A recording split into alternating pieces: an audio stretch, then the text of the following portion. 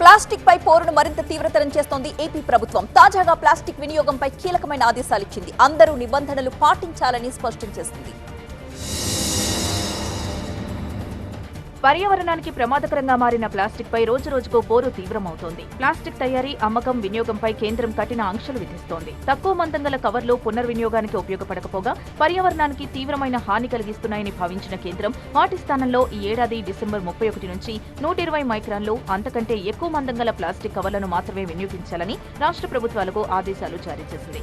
దీంతో ఏపీలో ప్లాస్టిక్ కవర్లు తయారు చేస్తున్న, అమ్ముతున్న కేంద్రాలపై మున్సిపల్ అధికారులు ముమ్మరంగా దాడులు నిర్వహించారు. 75 మైక్రాన్ల కంటే తక్కువ మందం గల సరుకుని సీజ్ చేయడంతో పాటు భారీగా జరిమానాలు విధిస్తున్నారు. ఒక్కసారి వినియోగించి పారేసే ప్లాస్టిక్, ముఖ్యంగా హోటళ్లు, శుభకార్యాల్లో వినియోగించే ప్లాస్టిక్ ప్లేట్లు, గ్లాసులు, టేబుల్ పై పరిచే షీట్లు వంటి వాటి వినియోగాన్ని జూలై 1 నుంచి పూర్తిగా నిషేధిస్తూ ఏపీ సర్కార్ తాజాగా ఉత్తర్వులిచ్చింది. దీనిపై ఇప్పటికే అవగాహన కల్పిస్తున్నారు అధికారులు. ప్రస్తుతం ఏపీలో కాలుష్య నియంత్రణ మండలి వద్ద నమోదు చేసుకున్న 139 ప్లాస్టిక్ పరిశ్రమలు తక్కువ మందం గల క్యారీ బ్యాగుల్ని తయారు చేస్తున్నాయి. వాటి లైసెన్సుల్ని కూడా అధికారులు రద్దు చేశారు. జూలై 1 నాటికి తమ వద్దనున్న సరుకును రీసైక్లింగ్ కు పంపించాలని, లేకుంటే చర్యలు తప్పవని వార్నింగ్ ఇచ్చింది ఏపీ ప్రభుత్వం.